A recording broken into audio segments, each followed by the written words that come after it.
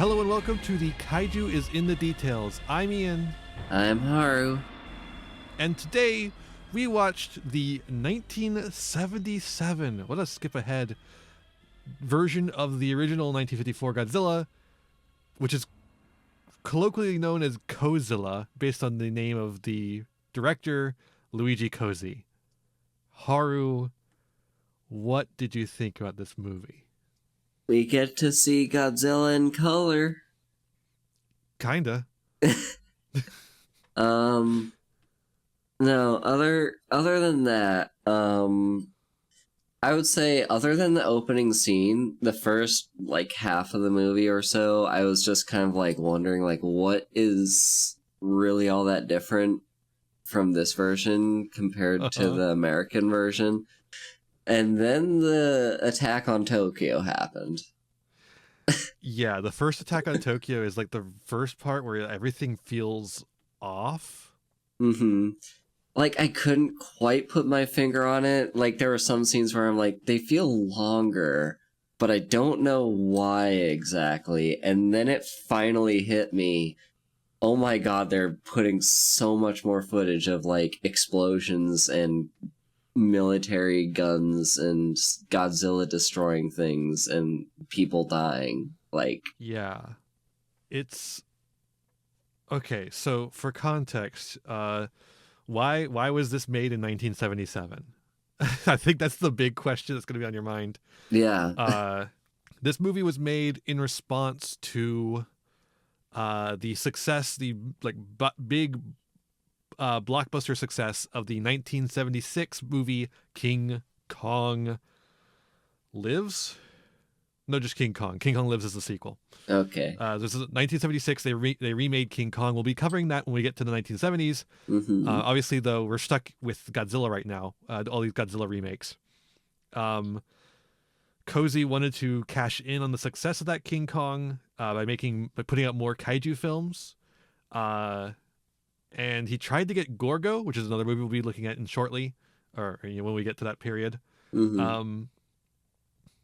But he was able. He decided to just go with Godzilla because the King brothers, who made Gorgo, asked for too much money. Mm. And remember, we have to make things cheap in order to actually make a profit here. So he wanted to acquire the original 1954 Godzilla, but apparently Toho was only able to provide the negatives for the 56 American version. Okay. So he's like, okay, I'll just do the American version. But then his regional distributors in Italy were because he's an Italian director. This movie is in Italian, so you will need subtitles. Very easy to find, though, on the Internet Archive. And his distributors were like, we're not going to run a black and white movie in 1977. Are you kidding me? So Cozzi went back to Toho, renegotiated to do a colorized remake of the film. And when I say colorized, Haru, how would you describe this colorization? It's still very clearly black and white, with just colors painted on it. There are a lot of reds and oranges and stuff, and scenes where there's destruction and whatnot. But in other scenes, they just kind of picked whatever color seemed to fit, I guess, and I would describe it as bad. And just literally painted it on there. There's my bit for the evening. Yeah. It's honestly the word that comes to mind for me is psychedelic. Yeah. So Cozzi does a colorization process for the film that's very experimental for the time period and is not particularly good. But additionally, so the thing about movies in the 50s is that they didn't need quite as long. So the Godzilla is only an hour and 20 minutes. And he needed it to be an hour and 30 minutes because it's the 70s, baby. Yeah. Movies are an hour and 30 minutes now. You paid to get into the movie theater. You're going to sit for a movie. God damn it. So he added a bunch of stock footage, just like documentary footage. A lot of it is. So some of it's from the war. Some of it is from the atomic bombing of Hiroshima and Nagasaki. Some of it's from the aftermath of the atomic bombing of Hiroshima and Nagasaki. Yeah. If you're squeamish about dead bodies, don't watch this movie. There's a lot of dead bodies on screen. Real, actual dead bodies charred in atomic fire. Imagine dying in a nuclear bomb and part of your legacy is you just get put in a movie. You get put in the stupid remake of a movie for an Italian audience in the 70s. Yeah. So that's horrifying. Also, additional content warning. If you're epileptic at all, if you're light sensitive at all, don't watch this movie. The colorization process has turned this movie into a flash nightmare. Or sound sensitive. Like, if you're sensitive to sounds... Like, because the sound has been remixed entirely. It's like the really 50s, bad. the 50s version was so much easier on the ears. Always noise in this one. All the noise. Like there was a scene during the like big Tokyo attack where Godzilla destroys a bridge, and like my ears are literally screaming for like a full minute. And then like he destroys the bridge and it crashes into the water, and then they added in like stock footage of water coming out, like a big tidal wave basically. And then there's like flashing lights that just go, and it's like, there's also additional stock footage from war movies like The Train, and from disaster movies like The Day the Earth Caught Fire. And there's also a little clip from a movie we might have seen before called The Beast from 20,000 Fathoms. Yeah. They brought in the stupid fight scene between the octopus and the shark that we complained about in that movie. Like, Ian and I noticed at the exact same time. I was like, oh, there's an octopus. And I was like, wait. Hang on. I recognize that octopus. I know that octopus anywhere.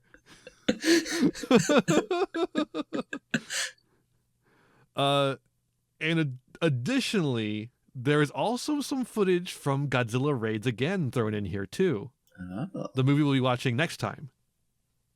So try to spot them, I guess. If you can even tell them apart from all the random color flashing.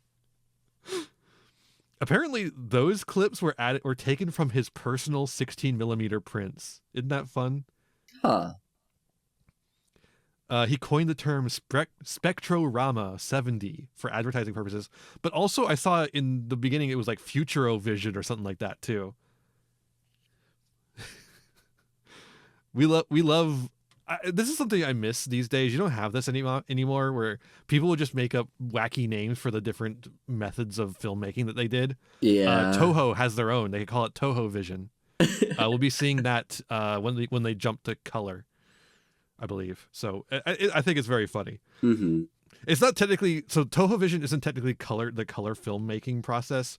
It's the specific way that they do their theatrical width movies size. So it's about the aspect ratio, not the actual color, but it just happens to happen around the same time. Okay. That's not very important information to know. It's just information that I do know and wanted to make sure it was clear. Oh, speaking of making things clear, I was wrong about Perry Mason. He's not the attorney, the prosecutor. He's the defense attorney. He's an ace attorney type. Okay. So I got it backwards on that. I knew I was going to mess something up about that. I should have just looked it up. But yeah, this movie is not. I think this is worse than the American version, even. Yeah. But in some ways, it's more interesting. So this is my weird contrarianism coming in. I think. So here's like, it adds in a whole bunch of stupid stock footage for padding. For sure. If you get rid of all that, but it also kind of cuts out some of the dialogue from the American version that I didn't like. So, lose win? There's a lot in here that's like interesting. I feel like a lot of things are cut out. It feels very cut. Yeah. And then it's like, how do we end up? Because apparently the final length of this movie is 1 hour and 45 minutes. Like, how do we end up with so much extra footage being shoved in? How much stock footage would you put in here? And the answer is a lot. Yeah. Quite a lot. So much. And there's also a lot of reuse of the same scenes. So like when we're talking about that scene that they reused from The Beast from 20,000 Fathoms where the octopus and the shark are fighting, they also keep cutting back to this one scene of Serizawa looking at the camera. Yeah. Because it's the only scene they have of Serizawa in the diving suit looking at the camera. And they can use that to make it, they can use the Kuleshov effect here to make it look like Serizawa is looking at the fight between the octopus and the shark. Despite the fact he's looking at Godzilla. It's the Yeti all over again. It's the Yeti. Yeah, it's literally the Yeti. We got a Yeti situation here. That's why we watched that movie. Now we know. There's I will say, I think an interesting thing about adding in all this stock footage, though, is that it kind of brings back the original intent of the movie in like a kind of fucked up way. Because before you mentioned like the actual reason why all the stock footage is in here, I thought it was just like put there intentionally as like a message of like kind of anti-war, but also kind of pro-war, but also kind of anti-war. Yeah. Where like, you know, war is horrible, and like it literally opens with like stock footage of like Hiroshima and Nagasaki, and and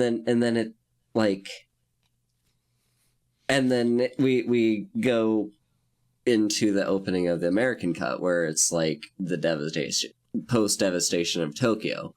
Mm-hmm. And just like I had a feeling that maybe they were trying to say something about like the devastation of war there, but then they really, really love guns and tanks and ships and like, oh my god, they love guns so much. Like they love planes. There are so many artillery guns in this movie.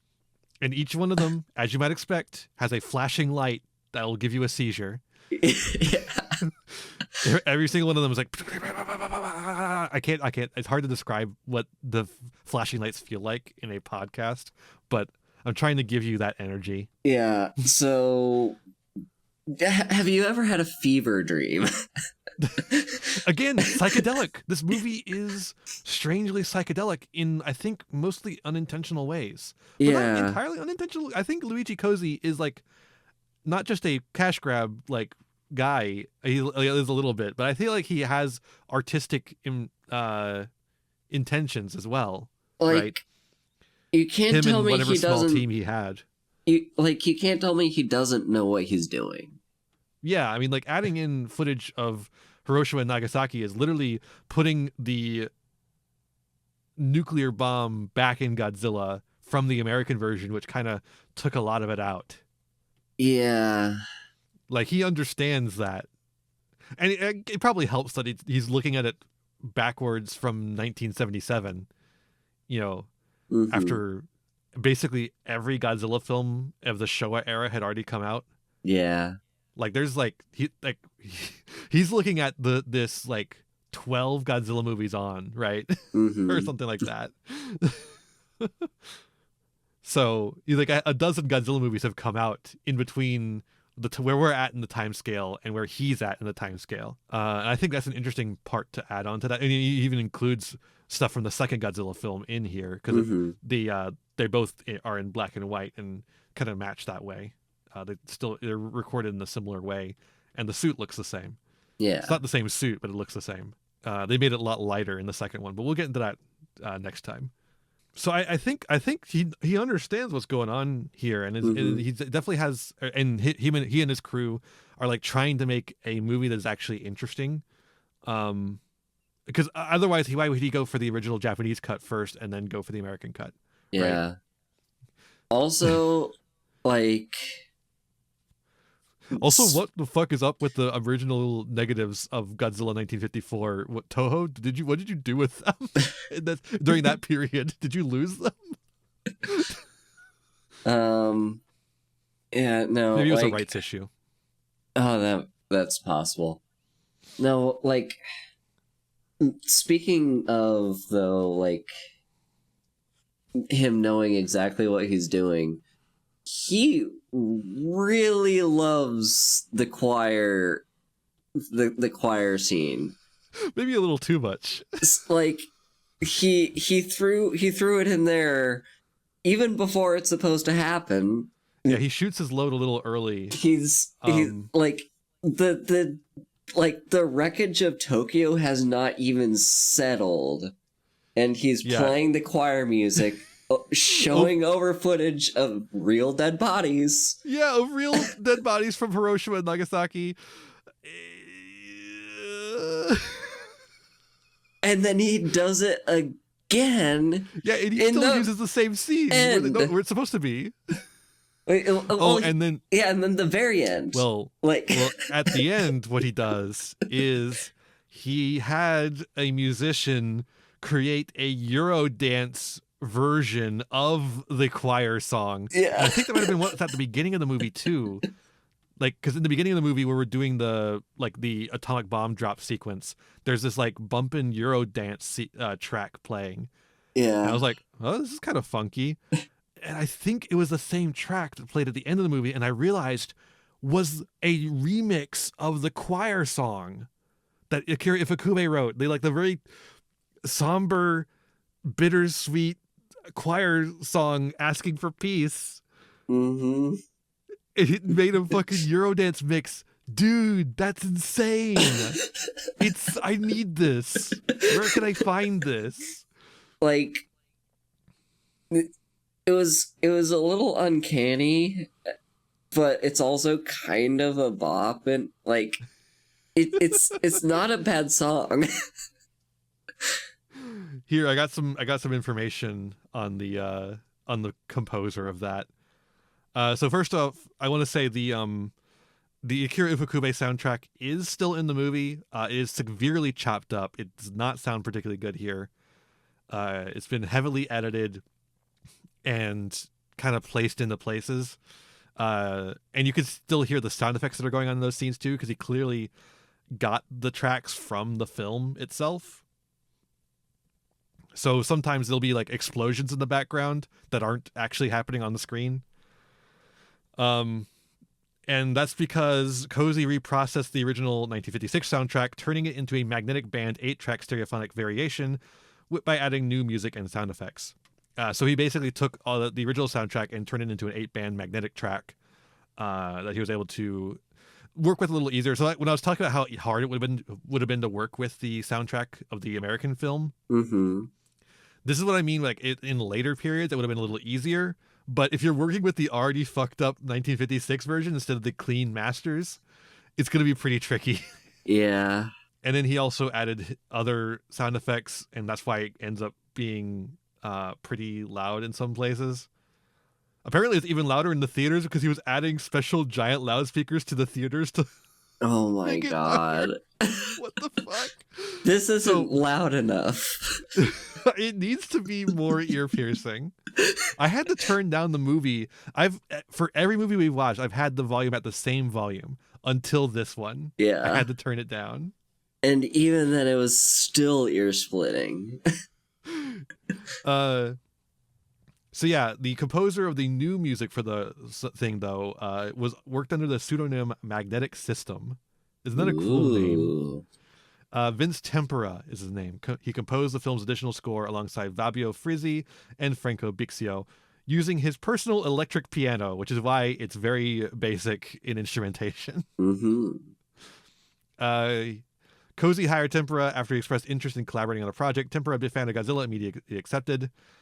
Cozy selected synth music because he wanted the score to give his version of the film a modern look and have audience see the differences between the new scenes and the originals. I mean, they're still not new scenes, really. They're just documentary footage of atomic bombs, but okay. Mm-hmm. Wait, during the film's opening weekend, Tempera's additional score was released as a 45 RPM record. I can get this? Okay, I've gotta find.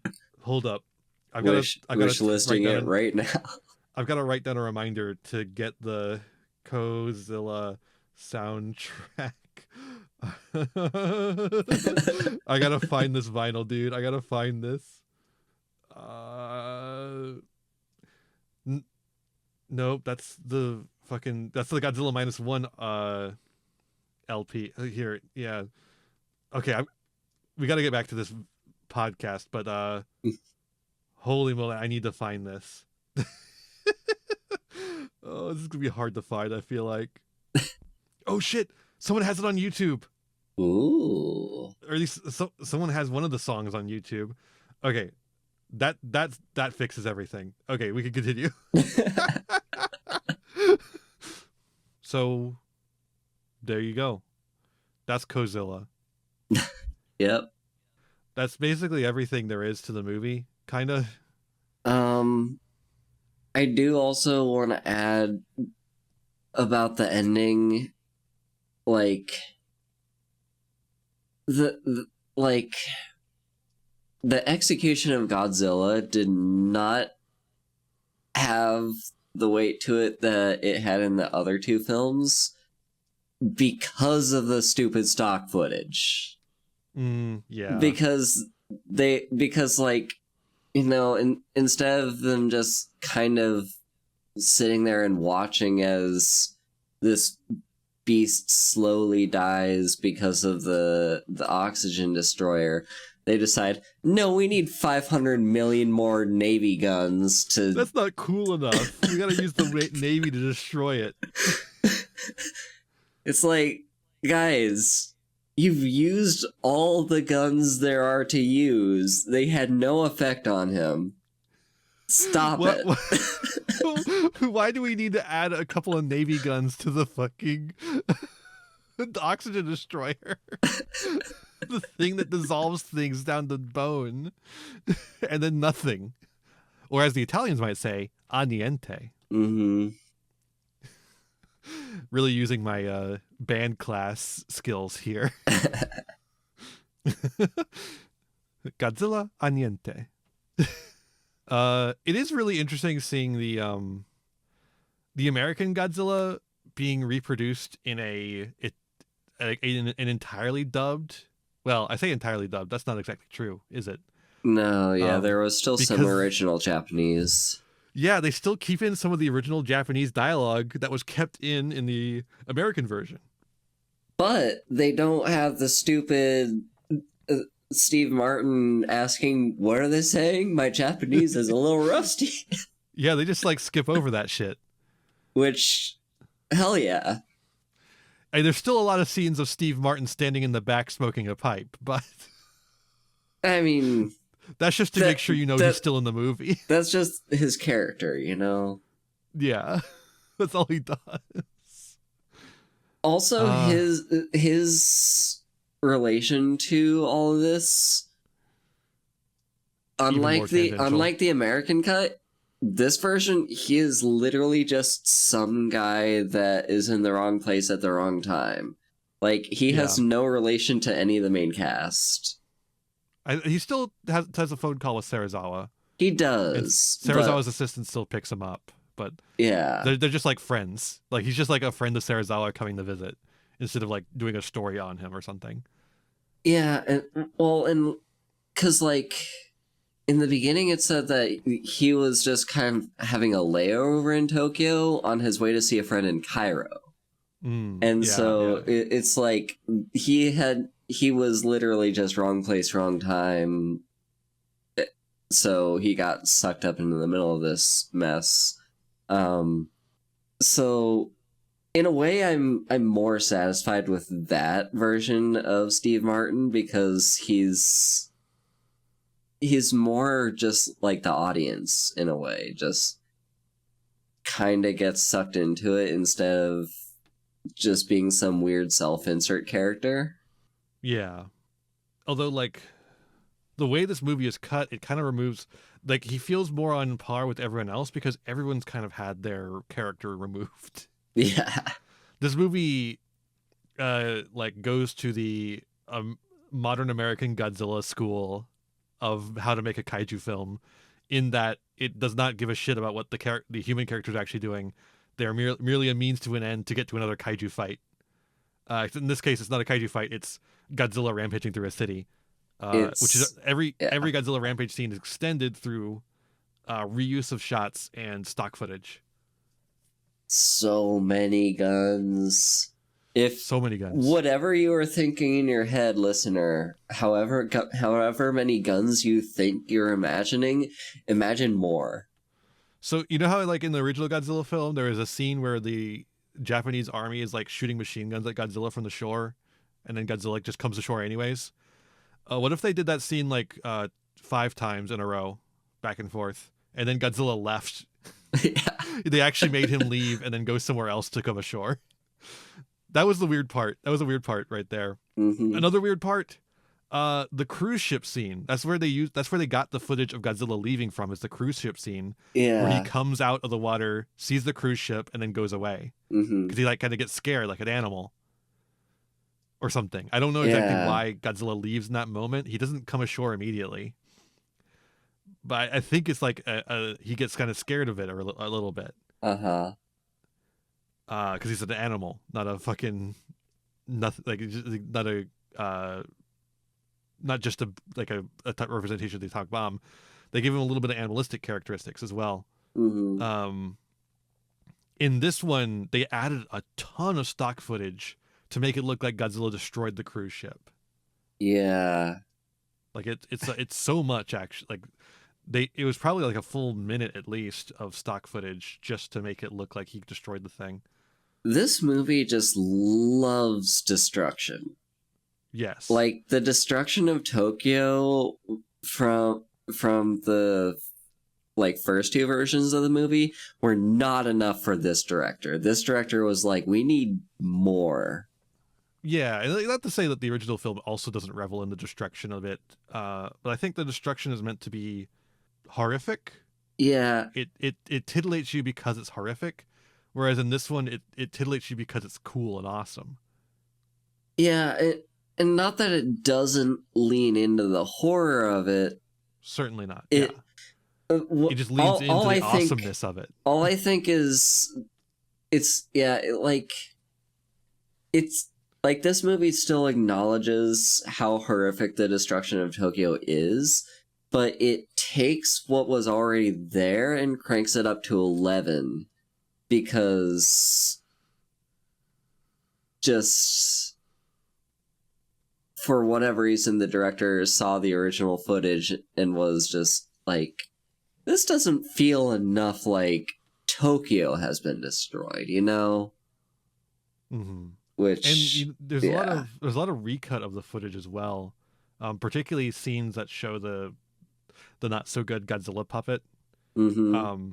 Those scenes are still in there, but they've been recut a lot, and they really help to the way they cut back to those scenes so rapidly and for not very long. Makes it feel, it really lends to that psychedelic nature. Mm-hmm. Like if you want to get high and watch Godzilla, I think this is the one to watch. Actually, I genuinely thought that as I was watching this. I'm like, this would be such a trip if I had taken an edible. Like, oh my god, this. Like between the Euro dance and all the flashing colors and the general like just colors all over the place that don't quite add up or make sense, and then the rapid cuts that are uncanny, And it's very psychedelic. Yeah, that's the only way to describe it. And I can just say, like, I can say for certain, if I had been high while watching this, I would have been so entranced by all the extra explosions and guns, and I would have just been like, whoa. Maybe this was a movie for Italian teens to go get high and watch. Maybe. I mean, it is a movie from the 70s. Yeah, and it's like the perfect time period for that. Yeah, it's a crazy movie. Also, another thing about that cruise ship scene, the colorization accidentally makes the non-binary flag, the non-binary pride flag. It's not important, but it's very funny.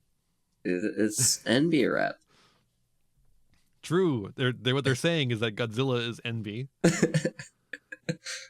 They added a lot of extra explosions to like literally everything, and it does make it like confusing. If you're like trying to follow this as like a film, it's I don't know. It's interesting though. I can't find myself like I was definitely by the end of it kind of tired of it. I feel like it's too long. If it was shorter, it would be a fun time. Actually, it's because like the original cut was the perfect length. Like it didn't need anything extra, and this version has a lot extra. Had to pad out to hit the runtime, and then it padded out even more beyond that. Yeah, like even like somehow that's another thing. Okay, keep going. My God. Okay, you say your thing. Okay. That's another thing about the artistic intent of this film. If the padding the runtime was purely for getting the runtime done, they wouldn't have gone 10, 15 minutes over the required runtime. Yeah. So there's clearly some sort of artistic meaning behind the inclusion, which you can see on the film as well. It's not purely just shoving things in there. There is actual thought being put into it. Yeah. Okay, your thing.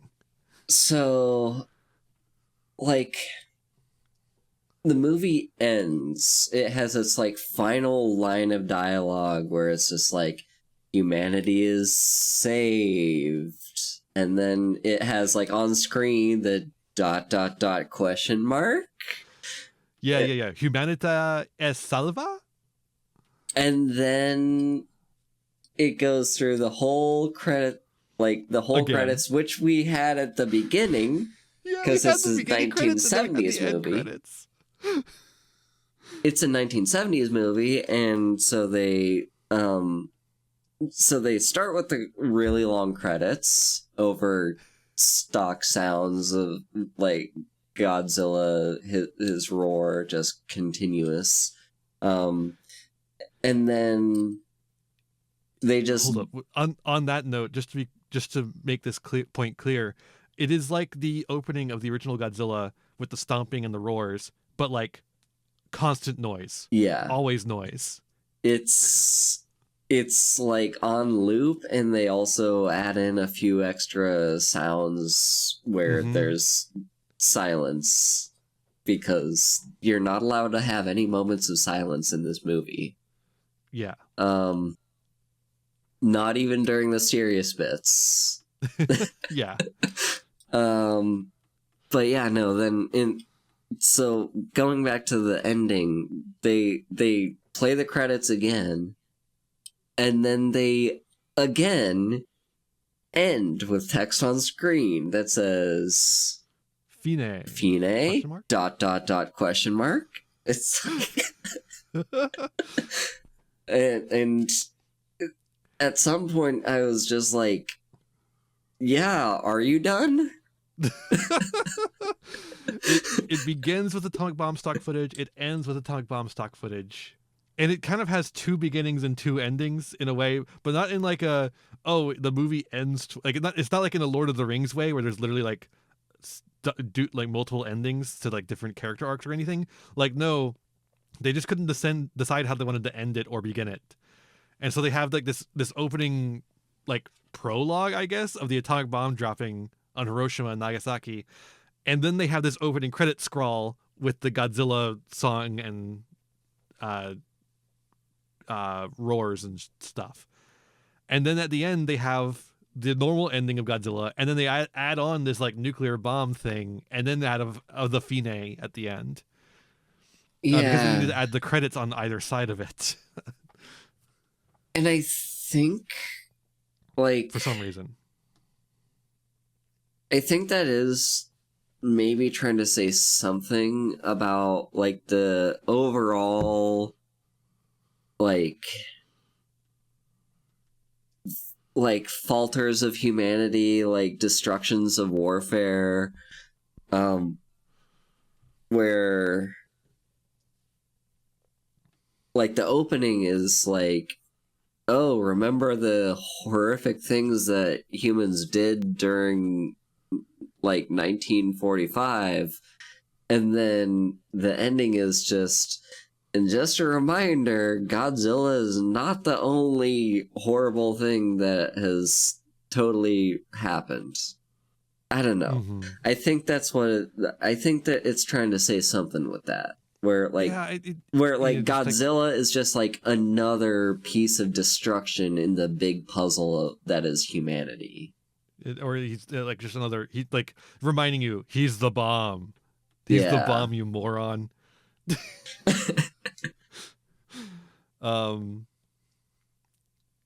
It's possible, very possible, very possible.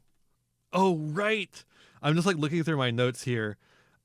There was they did not do a great job editing this. Like I said, all the edits were pretty frenetic. But in particular, there's one scene where in the normal Godzilla movie, it cuts back to Serizawa to show him like reacting to the carnage as it happens. And they left a little tiny bit of that in before immediately cutting to bombers taking off to bomb Godzilla. Yeah. In a scene where bombers don't actually bomb Godzilla, he gets attacked by fighter jets instead. But whatever. But there's just like a little like, what would you like, maybe the second and a half? Yeah, like shot of Serizawa. Just a couple frames of Serizawa, and then it just cuts to bombers. And that bomber scene is also interesting because it is one of the ones where it's very obvious how they did the soundtrack modifications, because they're using the song that plays when the Navy is like doing depth charges to kill Godzilla. That song, and you could still hear the depth charges as these planes are taking off. Yeah. Like they're using it for the bombers taking off, but you could hear the depth charges going off in the background. Yep. Another weird one is the first. So Godzilla obviously comes to shore twice. There's two nights he comes to shore and destroys things. On the first one, when he leaves, Dr. Mifune has the like, he'll be back, but for this one they put fucking reverb on it, so it's like he'll be back. And it was, except it's in Italian, obviously, but like that. It was so out of place too, because there nowhere else in the movie is anything like that done at all. No, except this, where it's like they really wanted it to seem like a modern movie, despite the fact it is very clearly a movie from the 1950s in black and white. Yeah, they're doing their best to make it seem like a modern film for modern audiences. And also just take like, the director really wanted to lean into that line, like, by the way, you haven't seen all there is to see of Godzilla. It's so weird. What a weird little freaky little movie. This is the kind of shit I adore. I you can tell in the way that we were talking about this movie that this is like 10 times more interesting than the American film we watched last time. We're so much more animated and excited about this than we were last time. And I kind of adore it. even though I Yeah, think it's got a lot of problems. I think this movie just does. It's like bad, but in a good way, and also good, and also a little bit bad in a bad way, but like mostly good. I don't know how to describe it. Just yes, the movie drags on way too long. Yes, it does kind of traumatize you in the middle of it. Yes, it does have a lot of seizure-inducing moments. Yes, it does blow out your eardrums. But there's... Yes, the film looks greasy, and I can't tell if that's just from bad preservation or if it's just from going through 3 different re-edits and the colorization process. But with all that said, there's just something endearing about it. Mm-hmm. Also, they corrected the 3-lobed arthropod line that we talked about last time. I was just thinking that too. They like corrected that. I assume like that's what the subtitle said at least. Mm-hmm. I don't know. I don't know Italian well enough. To know if they actually said that.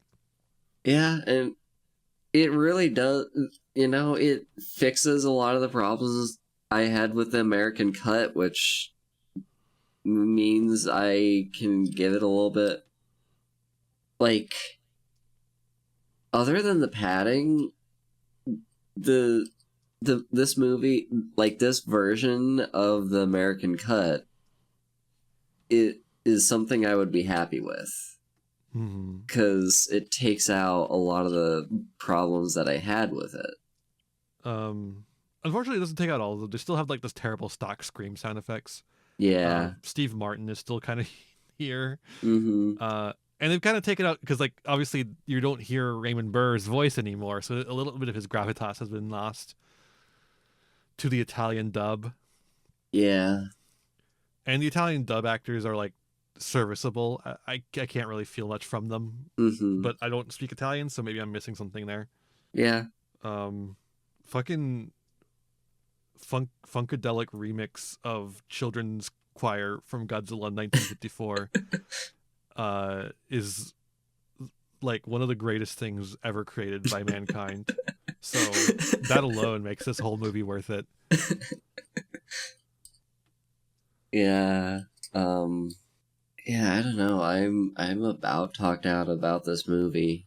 Yeah, same. Like we're kind of, that's kind of it. I don't have anything else to add other than I think if some of the things that we've talked about this movie don't like make you too wary about the movie, I do think it's worth a watch.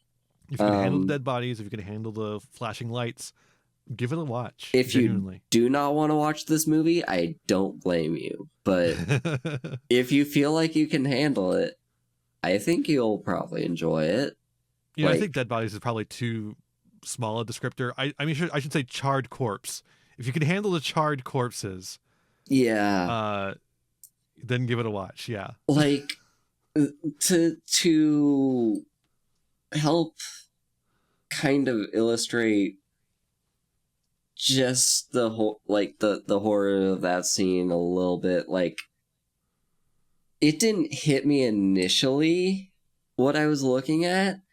I was just like, you know, this seems a little bit like it was a floating body, and something about it just felt a little bit like this is not something that that Godzilla would have been able to replicate with special effects. Wait a minute. That's an actual dead person. And then I probably said something to the effect of, hey, look, real dead bodies. Yeah. Because I'm a sicko freak. Yeah, no, that was like maybe 30 seconds later. Yeah, no, like in the initial just realization of, this feels slightly out of place, but I can't put my finger on it. Oh, wait a minute. Free trauma. Yeah, we were kind of quiet during that beginning part of the movie. It was a strong start, I'll say. A strong start. Yeah. Again, like, okay, that is like one last thing that I think we could go back and touch on a little bit. Is like, so the way the original Godzilla opens is with the destruction of the ship.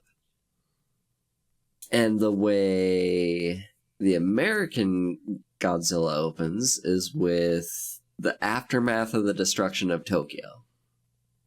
And the way this Godzilla opens is with literal footage of the bombings in 1945. So yeah. that's different tones for how the different movies choose to like make an active choice. This is the first thing that you're gonna see when you go into the theater to watch this movie. Yeah, it's interesting. I do wonder how that went over at the time, right? Like you're a teenager. Imagine you're a teenager in 1977 Italy, and you go to the theater, watch this Godzilla movie because you like that King Kong movie that came out the other year, last year, and you're like, oh, I need to see another giant monster movie. I'm gonna watch this one called Godzilla. Let me check this out. And then like 30 seconds in, you see a charred human corpse. Yeah. Can you imagine? Will you imagine? Yeah. Yeah, I have a hard time imagining what that must have been like. 'Cause on one hand, teenagers are going to be teenagers and just be like, oh, cool movie. Oh, cool. But on the other hand, they're literally just children who are...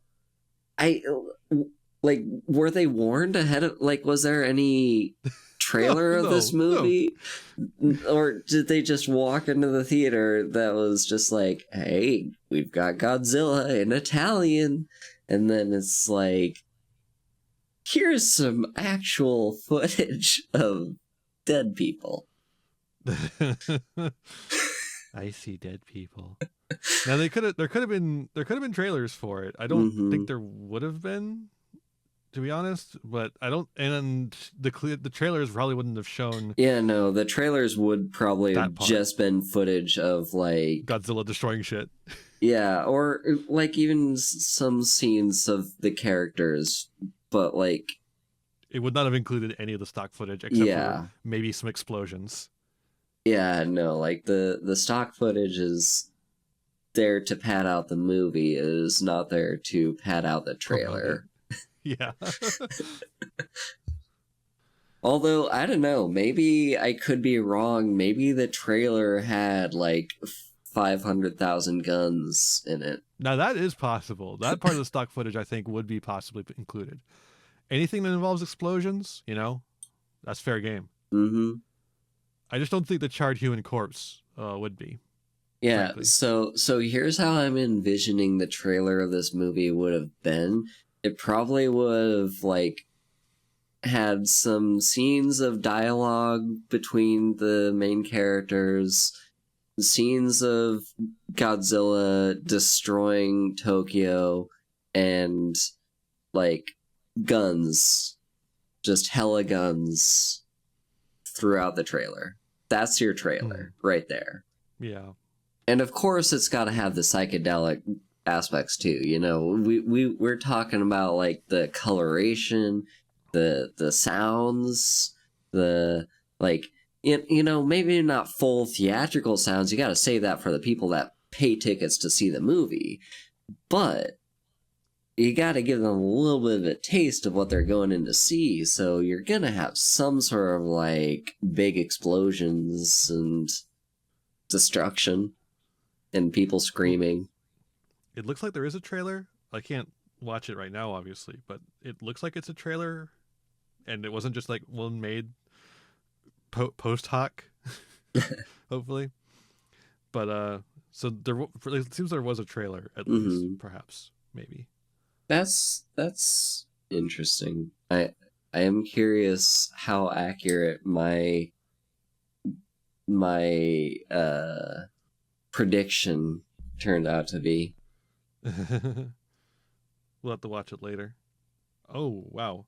I just noticed what the poster for this movie looks like. Oh yeah, and it is like one of the traditional posters for the American film. It's not the one I used. I used a different poster.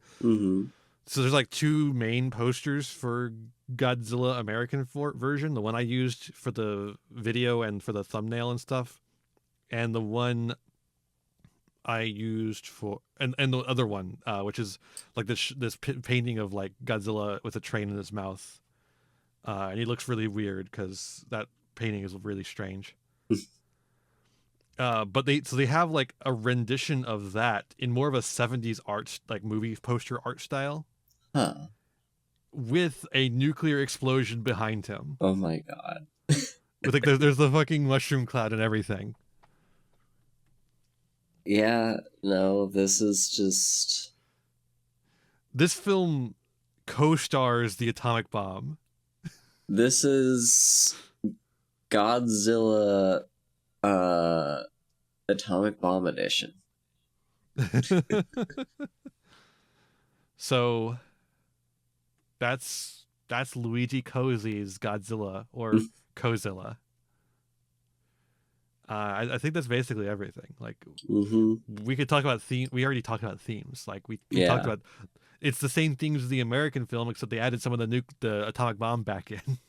And they didn't really change anything too much. And they reduced some of the characters a little bit. The characters are not a huge focus at all. A whole lot more than the American version, but enough to where they feel less prominent.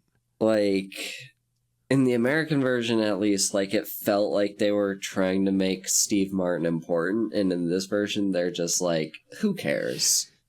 Yeah. He's a means to an end. He is just here to watch the city get destroyed. Yeah, and they barely... I feel like they cut out a lot of the scenes of him watching the city get destroyed. Which is funny, because they added in so many scenes of Serizawa watching the shark and octopus fight. They still kept the scene of the mother hugging her children. And still again, didn't translate any of it. Yeah. It was just, here's a woman crying because her kids are about to die with her. Anyways, here's a B-52. Yeah.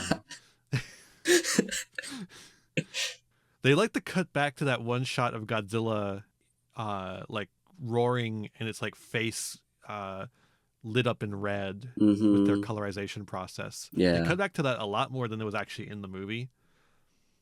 And like that one was the one where they would really like cut to it and cut away from it really quick. Yeah. Like there was one scene where it was just like cutting back to it like bam, bam, bam, bam. And it was like that's the one where I was like really like, wow, this is interesting. It is an attempt at making a more modern by 1977 standards filmmaking style with a film that has already been made from the 50s. Yeah. Also, I just thought of like one last thing that I wanted to address, which is the moment where Serizawa decides that he's gonna let them use the oxygen destroyer felt like it didn't have the same punch that it had in the other two movies. Yeah. And maybe that was just me still recovering from the Tokyo scene. Very possible. It's very overwhelming. But it's also entirely possible that they toned it down a little bit. Maybe that's what it is. It's that the tone maybe is still the exact same, but the tone of the two scenes that like bookend it are so much like cranked up to 11. Maybe that's the reason it doesn't feel as impactful to me. Mm-hmm. Yeah, I think that's basically all you can say about Cozzilla. It's an interesting little film created by economic pressures, but still with some artistic drive to make an interesting new modern version of Godzilla. Mm-hmm. Without having to record any new footage. Yeah. Very interesting. I do suggest to watch if you can make it through all the things we've warned you about. And I think that's it. Mm-hmm. Thank you so much for listening. We really appreciate it. If you can share the podcast around, give us reviews. We really appreciate all that. Eventually, I'll be able to look at the iTunes reviews to see if anyone's left one. iTunes has been locking me out of that for some reason. I don't know why. So hopefully I'll be able to get to those soon. And if anyone has put one up, we can read it on air. You can always find the podcast on YouTube and leave a comment there. That'll be ThemPod Ian. That's the YouTube channel where I post all my podcasts, including this one. So you get it in video form, and you can leave comments, and I'll respond to them. And you can correct me about Perry Mason lore. Very basic Perry Mason lore, like whether he's a defense attorney or a prosecutor. And then I'll correct it on air myself. Mm-hmm. And that's where you can find this podcast, or wherever podcasts are sold. Where can you find a Haru? I'm Haru Hayes. You can find me on most of the basic social media platforms, like, I'm on Twitch where I stream. I'm on Discord. I'm on Blue Sky. On Blue Sky, I'm haru.vspire.live. And that's about it. I'm around. I stream sometimes. Actually, you're pretty thin, not around. I don't know. I've been putting on weight, but in all the right places. Anyways. In all the right places. Hi, Haru's mom.